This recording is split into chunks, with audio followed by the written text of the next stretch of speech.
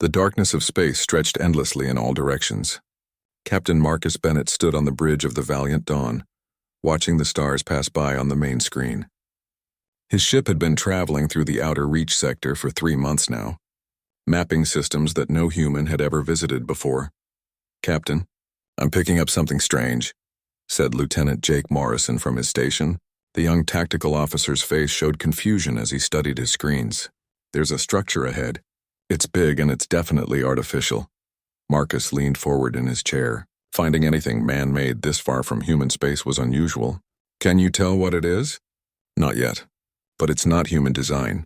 The energy signature is weak, almost dead. Whatever it is, it's been here a long time." Dr. Helen Carter, the ship's chief scientist, moved closer to look at the readings. Her eyes went wide with excitement. "This is incredible. We might have found an alien structure." "A real one," Marcus nodded slowly.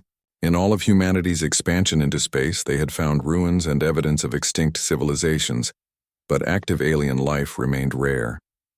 Most intelligent species seemed to have destroyed themselves long before humans reached the stars. "Take us in closer, but carefully," Marcus ordered. "Lisa, I want full scans of that thing before we get too close." Engineer Lisa Grant's fingers flew across her console. "Running scans now. The structure appears to be a space station, but the design is like nothing in our databases. It's old, Captain. Really old. I'd say at least 150 years, maybe more." The Valiant Dawn approached the station slowly. As they got closer, the main screen showed more details. The station was massive, built in a circular design with multiple rings. Parts of it were damaged, with sections open to space, but other parts still had lights flickering inside. "Is there anyone alive over there?" Marcus asked. Jake checked his sensors. "No life signs, but there is still some power running through certain sections. The station isn't completely dead." Marcus stood up and straightened his uniform. "All right. Helen, Jake, Lisa, you're with me. Kevin, you have the bridge." Commander Kevin Ross, the first officer, nodded from his position. "Be careful over there, Captain." The boarding team suited up and took a small shuttle across to the station. The docking process was tricky, because the station's docking systems were barely functional. But Lisa managed to connect them to an airlock that still had power. They entered the station with flashlights and scanning equipment. The inside was dark and cold. Frost covered the walls in some sections. The air was thin but breathable, which meant the station's life support was still working at minimal levels. "This place is creepy," Jake said, his voice echoing in his helmet. His hand stayed near his weapon, ready for anything. They moved through empty corridors. Everything was designed for creatures much larger than humans. The doorways were tall, and the controls on the walls were positioned higher than what humans would use. Helen stopped at a console that still had power. "Let me try to access their systems. Maybe we can find out who built this place and what happened to them." She worked on the console for several minutes, her scientific training helping her understand the alien interface. Finally, the screen flickered to life with symbols that slowly translated into English as their computer worked on the language. "I'm in," Helen said with excitement in her voice. "Their database is still intact.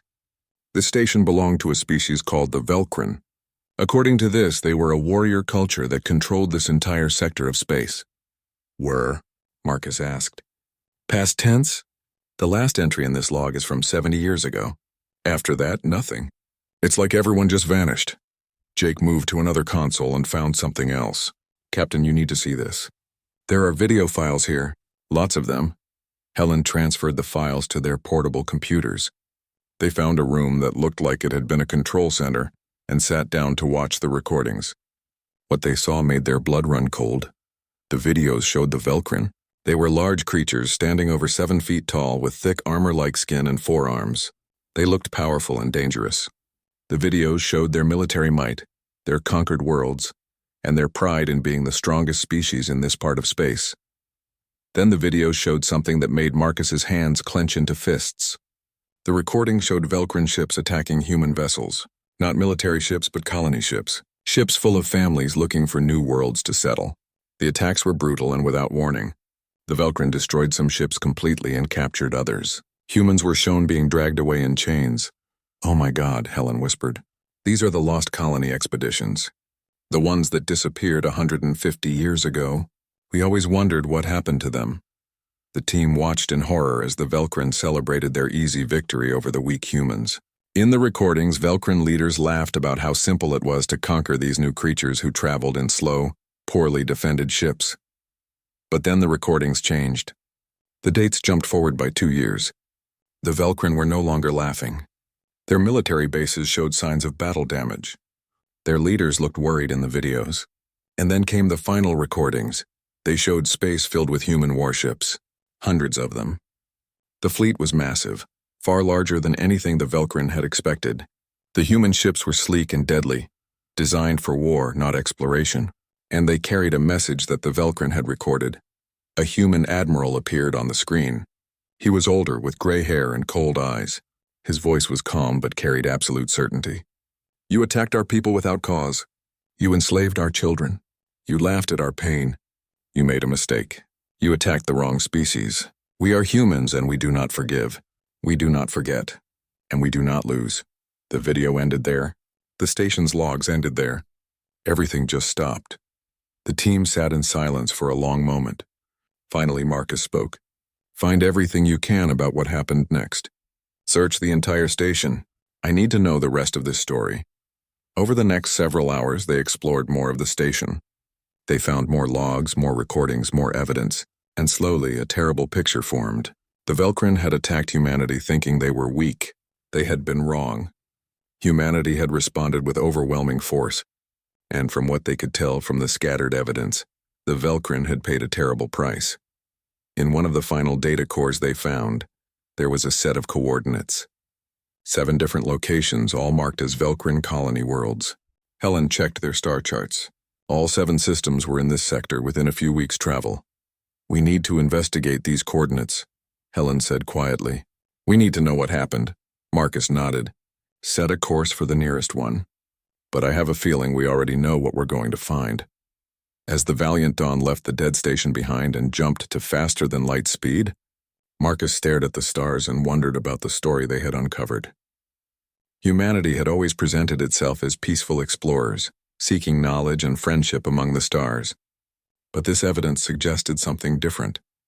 It suggested that when pushed, when their people were threatened, humans became something else entirely. Something that even a proud warrior species like the Velkrin had learned to fear. But had they learned in time? Marcus suspected they would find that answer at the coordinates Helen had discovered, and he wasn't sure he wanted to know what they would find there. The ship jumped through space carrying them toward the truth, whatever that truth might be.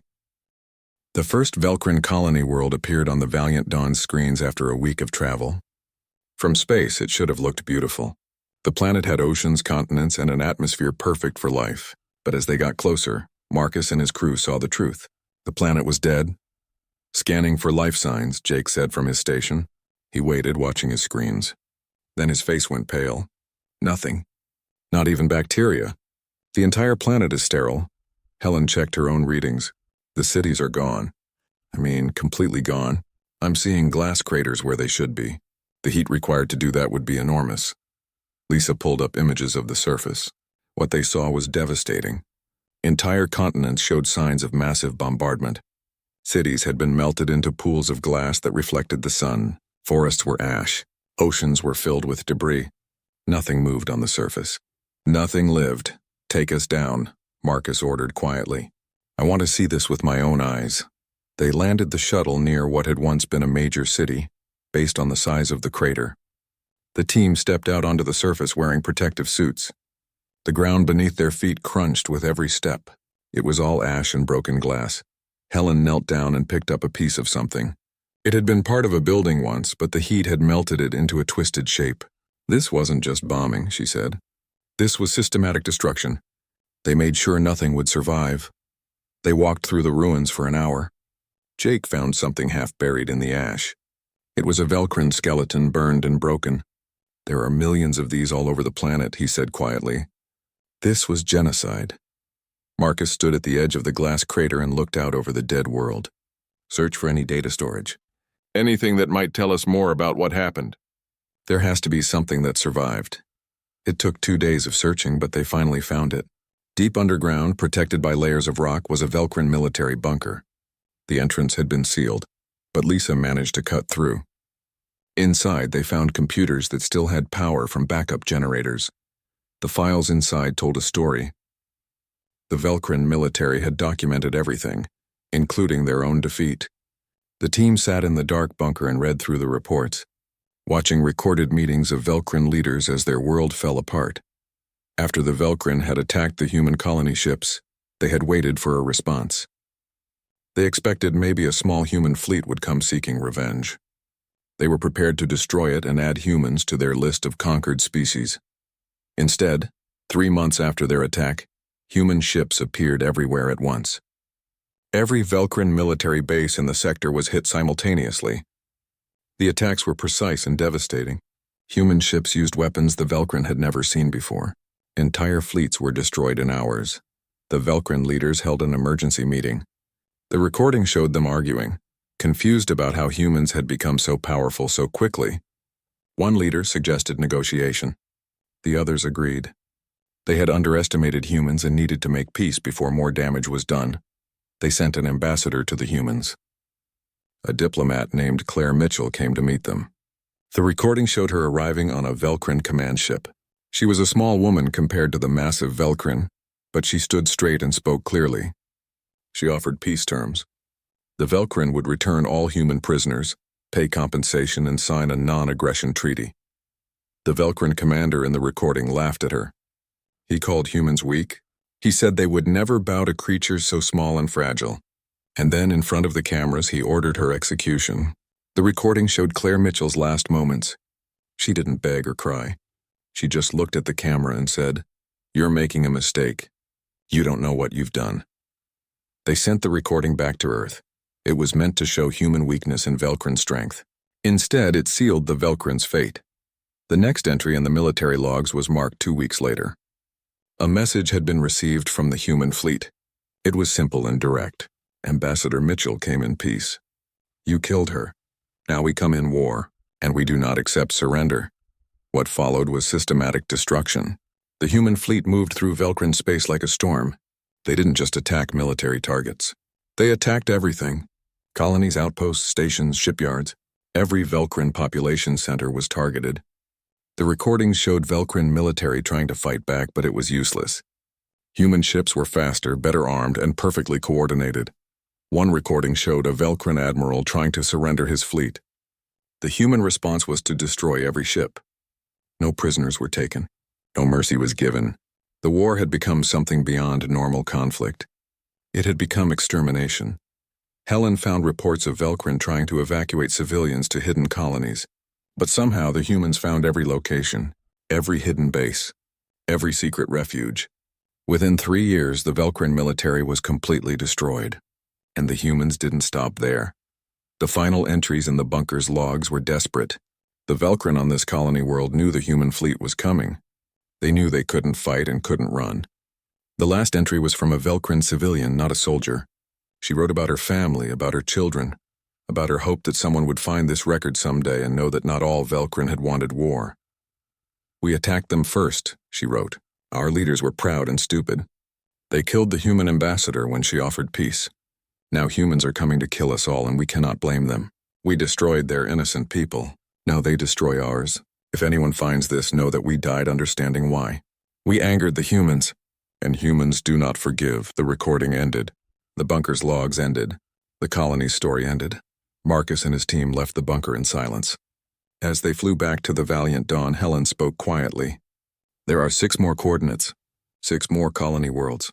I know, Marcus replied, and I think we'll find the same thing at each one. They visited all 6 worlds over the next 3 weeks. Every single one was the same. Cities melted to glass, populations completely destroyed. No survivors anywhere. On each world, they found military bunkers or data caches with similar stories. The Velcrin had been systematically hunted down and eliminated. On the 4th world, they found evidence of Velcrin trying to surrender. Entire fleets had powered down their weapons and broadcast surrender messages.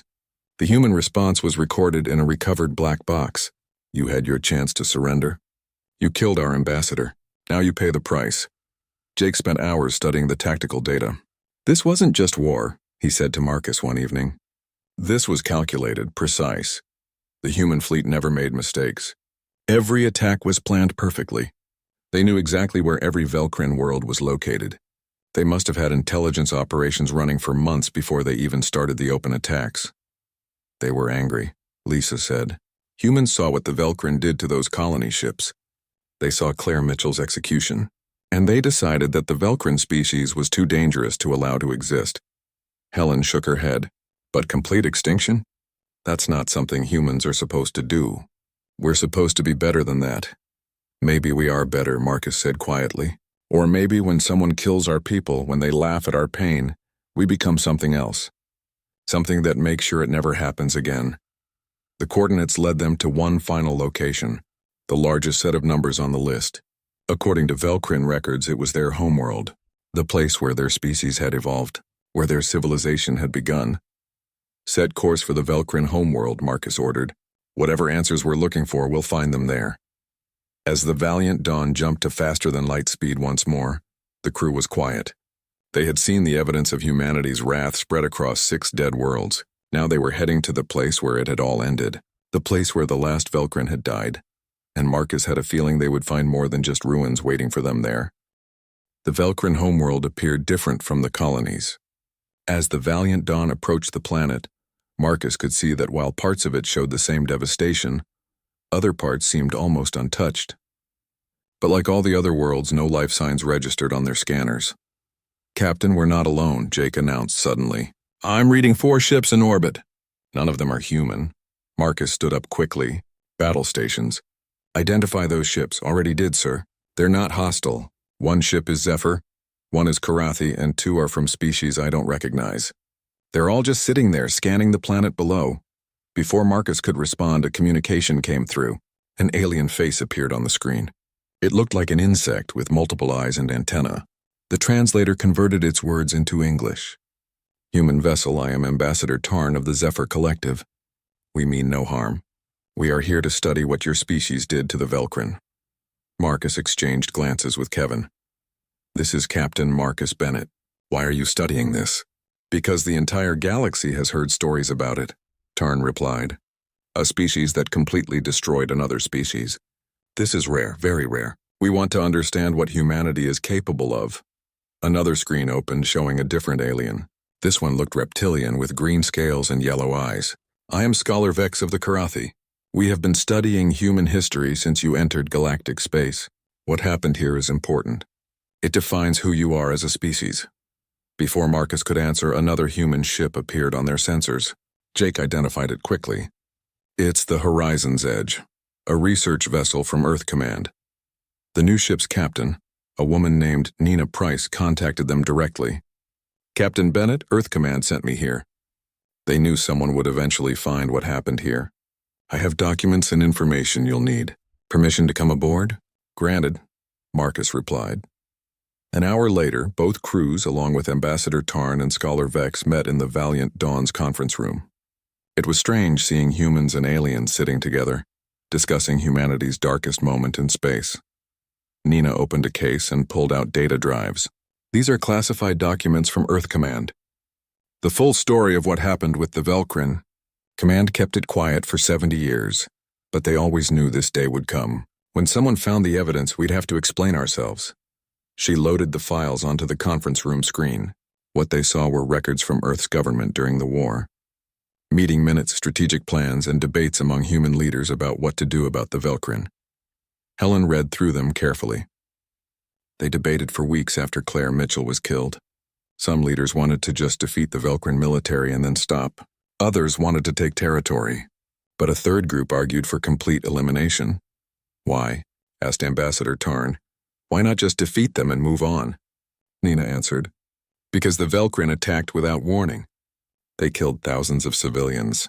They enslaved children, and when we sent someone to make peace, they executed her publicly to mock us. The argument was simple. If we left them alive, they would rebuild and attack again someday. They had shown no capacity for mercy or peaceful coexistence. Scholar Vex nodded slowly. My species faced a similar decision once. We chose mercy. The species we defeated recovered and attacked us again 50 years later. They nearly destroyed our entire civilization. We survived, but millions died because we had been merciful the first time. Helen shook her head. But genocide? Complete extinction? That's not something we're supposed to be proud of. We're not proud of it, Nina said quietly. Read the rest of the documents. After the war ended, suicide rates among human soldiers went through the roof. Thousands of veterans took their own lives because of what they had done. We won the war, but it broke something in us. Marcus studied the documents. The final decision had come down to a vote among Earth's unified council. It had been close, but the vote passed. Complete elimination of the Velcrin species. Make sure they could never threaten humanity again. Admiral Richard Cole had been given command of the operation. His orders were simple and terrible. Find every Velcrin and the species. Leave no survivors. Did anyone survive? Helen asked quietly. Anywhere? Nina shook her head. No, the human fleet was thorough. We spent 3 years hunting down every Velcrin colony, every outpost, every ship. We used intelligence operations to find hidden locations. We intercepted their communications. We tracked their evacuation attempts. By the end, the Velcrin were extinct. And now the galaxy knows, Ambassador Tarn said. For 70 years there have been rumors. Stories of the humans who destroyed an entire species. Some species in the Galactic Council want to attack Earth preemptively, before you become too powerful. Others want to ally with you because you're strong. You have become both feared and respected. Marcus looked at the alien diplomat. What do you want? I want to understand, Tarn replied. Are humans monsters who kill without thought? Or are you survivors who did what you believed was necessary? I don't know, Marcus admitted. Maybe we're both, Scholar Vex stood up. There is something on the planet's surface that you all need to see. We discovered it yesterday. It's why we stayed here instead of leaving. The human military built something on the homeworld after the war ended. Something important. The group traveled down to the planet together, humans and aliens side by side. Vex led them to coordinates on one of the less damaged continents. As they approached in their shuttles, they saw a massive structure rising from the ground. It was clearly human-made, different from the Velcrin architecture around it. They landed and walked to the entrance. The building was enormous, built into the side of a mountain. The entrance had words carved in hundreds of languages, including Velcrin, human languages, and many galactic languages. Helen read them aloud. Here lie the Velcrin. Enter and remember. The doors opened automatically as they approached. Inside was dark at first, but lights began turning on as they walked in. What they saw took everyone's breath away. The entire interior was a museum, a massive archive dedicated to the Velcrin civilization. Holographic displays showed Velcrin cities in their glory days. Their art covered the walls. Their music played softly through speakers. Their literature was stored in databases accessible to anyone. Every aspect of Velcrin culture had been preserved in perfect detail. This is incredible, Helen whispered. This is their entire civilization, saved and protected. They walked deeper into the archive. There were displays showing Velcrin family life, their education systems, their scientific achievements, their philosophy. Everything that made them a living culture was here, frozen in time but not forgotten. At the center of the archive stood a massive monument. It was a black wall that stretched up toward the ceiling, 3 stories tall. On it were carved billions of names in the Velcrin language. Every single Velcrin who had died in the war. Above the wall in letters that glowed softly was a message in all known languages. Here lie the Velcrin, a species that attacked humanity without cause and paid the ultimate price. We destroyed them utterly, and in doing so we destroyed part of ourselves. Let this stand as warning and remembrance. Humanity will defend itself without mercy, but we will never forget the cost. We preserve their memory so that their existence and their mistake will never be forgotten. Ambassador Tarn stared at the wall with all of his eyes. You killed them all, but then you built them a monument. You preserved everything about them. Why? A hologram suddenly appeared in the center of the room. It was a human man in a military uniform, old and tired-looking. The image was pre-recorded, programmed to activate when non-humans were present. I am General Frank Hayes, the hologram said. I helped plan the Velcrin campaign. I helped decide that complete elimination was necessary, and I helped build this archive. We want the galaxy to understand something important. We are not monsters who kill without thought. We are survivors who remember everything, including what we had to become to survive. This is our promise to the galaxy. Attack us and we will end you completely, but we will carry that weight forever. We will preserve your memory and tell your story, because forgetting would be worse than the killing itself. The hologram faded. The room was silent except for the soft Velcrin music playing in the background. Music from a species that no longer existed, preserved by the species that had destroyed them. Scholar Vex spoke quietly. In all my years studying galactic history, I have never seen anything like this. Most species that commit genocide try to forget it, try to hide it. You humans built a monument to your victims and invited the galaxy to see it. Marcus stood before the wall of names, thinking about what his species had done. They had become killers to survive, but they had also become preservers, making sure that the Velcrin would never be truly forgotten. What happens now? Helen asked. Nina answered. Now the galaxy decides what humanity is. Are we too dangerous to exist, or are we exactly what the galaxy needs? As they left the archive, Marcus looked back one more time at the wall of names. Billions of Velcrin who had died because their leaders had made a terrible mistake. A mistake that humanity had made sure would cost them everything, and humanity had made sure that mistake would never be forgotten. The group spent 3 days in the archive. There was too much to see, too much to understand. Every day revealed more about what humanity had done and why. Helen found herself drawn to the sections showing Velcrin families. Holographic displays showed Velcrin children playing, learning, growing up. Parents caring for their young. Communities celebrating together. All of it was gone now, preserved only in light and data. They were people, she said to Marcus one evening, not just soldiers or enemies. They had families, dreams, culture. And we killed every single one? Marcus nodded slowly. I know, but they killed our people first. They killed children on those colony ships. They enslaved families. What were we supposed to do? I don't know, Helen admitted. But looking at all this, I feel sick. We became mass murderers. Jake had been listening nearby. We became survivors. There's a difference. My grandfather always told me a story from old Earth, about how if someone breaks into your home to hurt your family, you don't ask them nicely to leave. You stop them by any means necessary. The Velcrin broke into humanity's home. They hurt our family. We stopped them. By killing billions, Helen countered. Yes, Jake said simply. By killing billions. Because if we hadn't, those billions would have killed us eventually. The Velcrin showed us who they were. They showed us they had no mercy. So we gave them none in return. Lisa had been working on the archive's deeper systems. She called everyone over to her station with urgency in her voice. I found something. The archive has more than just cultural preservation. There's a hidden security system. She brought up the code on a screen. It was complex, but her engineering expertise let her understand it. This system is monitoring something. It's scanning the entire sector continuously, looking for specific genetic markers. What kind of genetic markers? Nina asked. Velcrin DNA, Lisa answered. The system is programmed to search for any sign that a Velcrin survived somewhere. If it ever detects Velcrin genetic material, it immediately sends a signal back to Earth Command. The group stood in silence, absorbing this information. Ambassador Tarn's antenna twitched with agitation. So even in death, even in remembrance, humanity keeps watch. Making sure none survived. Can you blame us? Marcus asked. If even a few survived, they could rebuild.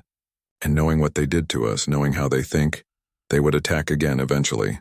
We can remember them, honor their culture, and still make sure they stay extinct. Scholar Vex examined the security system carefully. Fascinating. Your species commits to complete elimination, but also to eternal vigilance.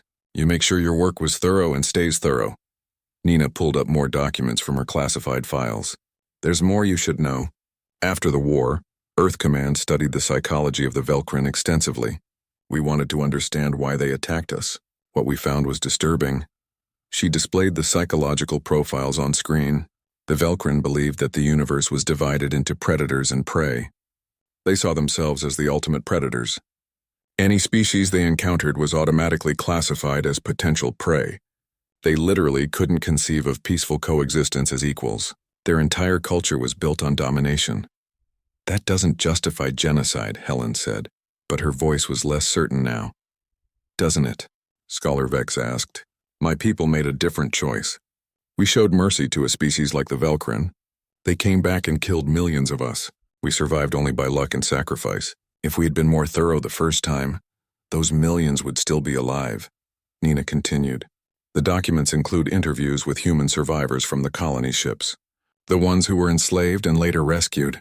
What the Velcrin did to them was horrific. Children were separated from parents. Families were broken apart. People were worked to death.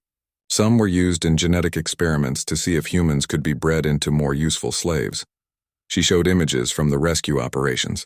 Humans who had been starved, beaten, traumatized beyond measure. Children who didn't remember their parents. People who had been broken mentally and physically. These survivors were interviewed, Nina said quietly. Every single one of them was asked the same question. Should we show the Velkrin mercy? Should we accept their surrender if they offer it? Do you know what they said? The room was silent. Every single survivor said no. Kill them all. Make sure they can never do this to anyone else ever again. The people who suffered the most under the Velkrin were the ones who wanted them completely eliminated. That was the final factor in the council's decision. Helen felt tears in her eyes. So the victims chose extinction? The victims chose safety, Jake corrected. They chose to make sure no other humans, no other species would ever suffer what they suffered. Ambassador Tarn had been quiet for a long time. Now he spoke up. I need to tell you something. Something the Galactic Council has been discussing. 7 species have formed a coalition. They believe humanity is too dangerous. They want to attack Earth before you become too powerful. Marcus stood up straight. Are you part of this coalition? No, Tarn said quickly. I am not. But I was sent to observe humanity and report back. The coalition wants to know if you are mindless killers or strategic survivors. This archive changes things. Mindless killers don't build monuments to their victims. They don't preserve cultures they destroy. You humans are something else. Something we haven't seen before. What are we? Marcus asked. Complicated, Vex answered. You can be both predator and protector. You can destroy completely and preserve perfectly. You are capable of terrible violence and deep compassion. That makes you unpredictable. And unpredictable species are dangerous. Nina looked at the alien seriously. Then I should tell you this. Earth Command knows about the coalition. We've known for months. We've been preparing. Preparing for war? Tarn asked nervously. Preparing for survival, Nina corrected. Just like we did with the Velkrin. We don't want war. But if war comes, we will do what we did before. We will win completely. This archive exists partly as a warning. Look at what happens when you attack humanity. Look at how thoroughly we respond. Look at how we never forget. Lisa found another section of the archive. This one contained psychological evaluations of human soldiers who fought in the Velkrin War. She displayed them for everyone to see. The reports were devastating. Thousands of soldiers suffered from severe mental trauma. Depression rates were through the roof. Many couldn't live with what they had done, even though they believed it was necessary. The reports showed that humans weren't built for genocide. Their minds broke under the weight of it. This is important, Scholar Vex said, reading the reports carefully. You did what you believed necessary, but it damaged you. You carry the cost internally. There was a recorded interview with a human soldier named Danny Cooper. He had been part of the final assault on the Velkrin homeworld. In the interview, his face was hollow, his eyes empty. We did our duty, Danny said in the recording. We followed orders. We eliminated the threat. But I see their faces every night. I see Velkrin civilians running from our weapons. I see their cities burning. I did what had to be done. But it killed something inside me. I'm not sure I'm human anymore. The interview ended. The file noted that Danny Cooper had taken his own life 2 months after giving that interview. The war broke us, Nina said quietly. We won, but thousands of our people paid the price mentally. We didn't celebrate our victory. We mourned what we had to become. Helen wiped her eyes. So we're not monsters. We're survivors who hate what survival sometimes costs. Exactly, Marcus said. We built this archive not just to warn others, but to remind ourselves. To make sure we never forget the price of total war. To make sure we always try other options first.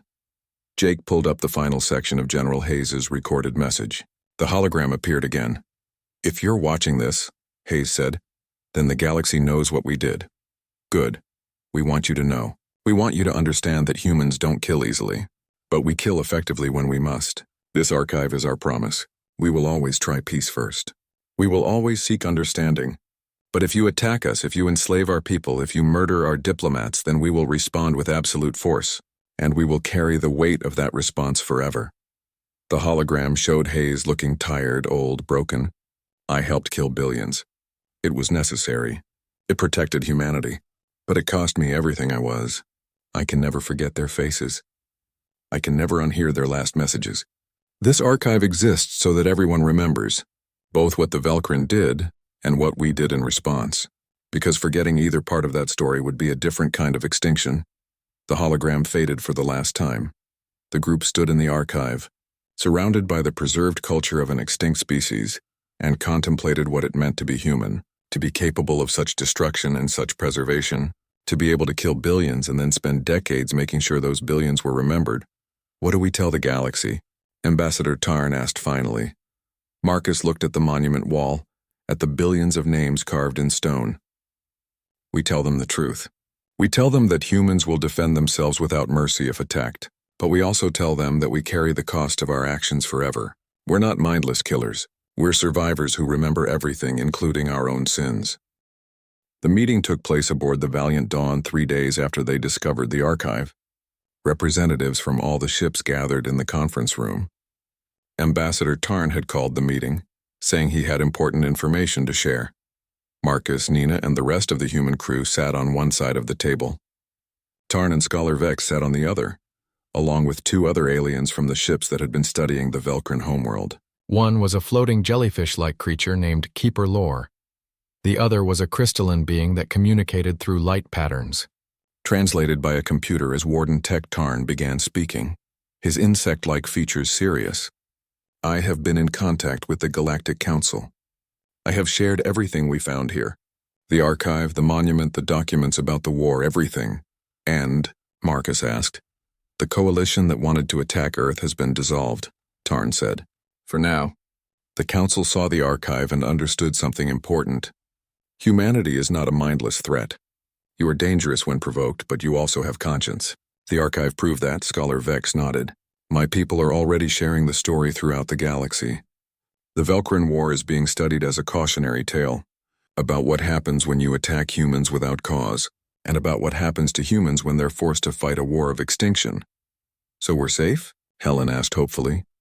No species is ever truly safe, Keeper Lore said, its voice bubbling through the translator. But humanity is now understood better. You are seen as potential allies rather than threats to be eliminated. This is good. Warden Tech's lights flashed, translated by the computer. However, there are concerns. The archive shows humanity's capability for total warfare. Some species will always fear that capability. The galaxy must decide if it can trust you. Nina leaned forward. Then we should help them decide. I propose we make the archive public. Let every species in the galaxy access it. Show them everything. The Velcrin attacks, humanity's response, the aftermath, all of it. No secrets. Marcus looked at her with surprise. That's a bold move. Earth Command might not approve. Earth Command sent me here knowing this might happen, Nina replied. They want the galaxy to understand who we are. The archive was always meant to be found. General Hayes programmed it to activate when non-humans were present. This was planned from the beginning. Ambassador Tarn's antenna perked up. You mean humanity built this archive knowing that someday aliens would find it and learn your story? Yes, Nina confirmed. We've known for decades that we weren't alone in the galaxy. As we explored, we found ruins of extinct civilizations. We knew eventually we'd meet living aliens. When that happened, they would learn about the Velcrin War. We wanted to control that narrative. We wanted them to see both what we did and how it affected us. Jake spoke up. It's like leaving a message. Attack us and this is what happens. But also, we're not proud of it. We carry the weight. We're not monsters, just survivors. Scholar Vex studied the humans carefully.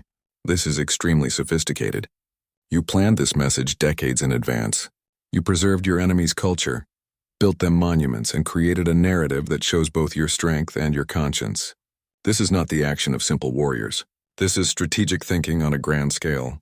We're human, Marcus said simply. We plan ahead. We remember everything, and we make sure our actions speak for themselves. Over the next week, the decision was made. The archive would be open to all species. Any alien who wanted to could come to the Velcrin homeworld and see what happened. The full story would be available for everyone. Nina sent the files to Earth Command, who approved the decision within hours. They had been waiting for this moment. The archive was about to become humanity's introduction to the galactic community. On the final day before the human ships were scheduled to leave, Helen went back to the archive one more time. She stood before the monument wall, looking at the billions of names carved there. Jake found her there an hour later. You okay? He asked. I don't know, Helen admitted. I became a scientist because I wanted to explore the universe, meet new species, learn about different cultures. Instead, I learned that my own species is capable of genocide. We're also capable of this, Jake said, gesturing to the archive around them. We could have just killed them and moved on. Instead, we preserved everything about them. We made sure they would be remembered. That counts for something, does it? Helen asked. Does building a nice monument make up for killing billions? No, Jake said honestly. Nothing makes up for that. But it shows we understand what we did. It shows we know the cost. That's important. It means we won't do it casually. We'll always try peace first. Helen looked at him. Would you do it again? If another species attacked us like the Velcrin did? Jake was quiet for a long moment. Yes, he finally said. If it meant protecting humanity, protecting my family, protecting people like you who want to explore peacefully, then yes. I'd do it again. And I'd build them an archive too. Because both things matter. Protecting our people and remembering the cost. Lisa joined them, along with Marcus and Kevin. They stood together before the wall of names, 5 humans contemplating their species' darkest victory. I've been reading more about the soldiers who fought in this war, Lisa said. Many of them wrote letters, kept journals. They all said similar things. They didn't want to do it. They hated what they were doing. But they believed it was necessary. Necessary evil, Kevin said.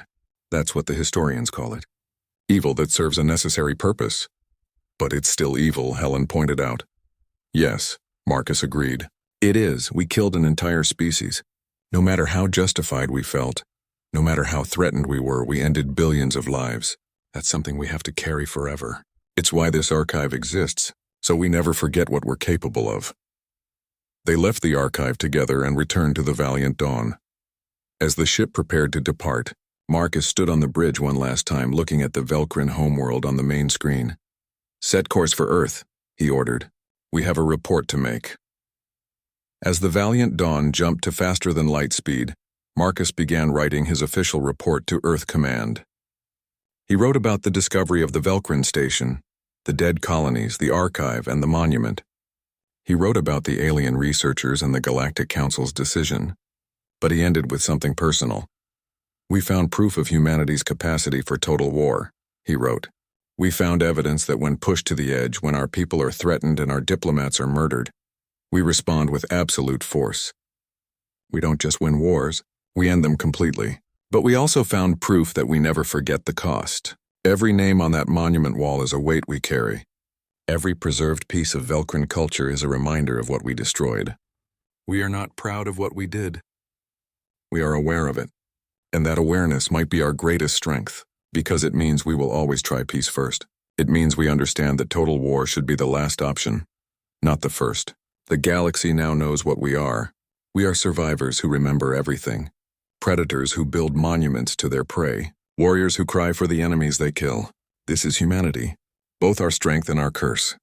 And the galaxy must decide if they can accept both sides of who we are. Back on Earth, the report was read by the leadership. They approved its publication. Within weeks, every species in the galaxy had access to the full story of the Velcrin War. The archive became the most visited location in that sector of space. Thousands of aliens came to see what humanity had done. Some species became allies, impressed by humanity's strength and conscience. Others became more cautious, wary of humanity's capacity for destruction. But all of them understood one thing clearly. Do not attack humanity without expecting total retaliation. Years later, Scholar Vex would write the definitive history of the Velcrin War. His book became required reading in schools across dozens of worlds. He ended it with a simple conclusion. The Velcrin made a mistake. They saw humans and thought they were weak prey. They attacked without mercy, expecting easy victory. What they got was extinction. The humans destroyed them completely, systematically, without hesitation. But then the humans did something no other species has ever done. They preserved everything about the Velcrin. They built monuments. They created archives. They made sure the Velcrin would never be forgotten. This tells us 2 things about humanity. First, they will defend themselves with absolute force when threatened. Second, they carry the weight of their actions forever. They are both the most dangerous species in the galaxy and the most self-aware. Attack them and they will end you. but they will remember you forever. They will tell your story, they will preserve your culture, and they will make sure the galaxy knows both what you did and what they had to do in response. This is the human way: total war with total memory, absolute victory with absolute conscience. The galaxy has never seen anything like them, and we must hope we never give them reason to demonstrate their capabilities again. Because the last species that angered humans was wiped out completely, and only their memories remain, preserved forever by the very species that destroyed them. In the darkness of space, human ships continued their exploration. Colony vessels carried families to new worlds. Research ships studied distant,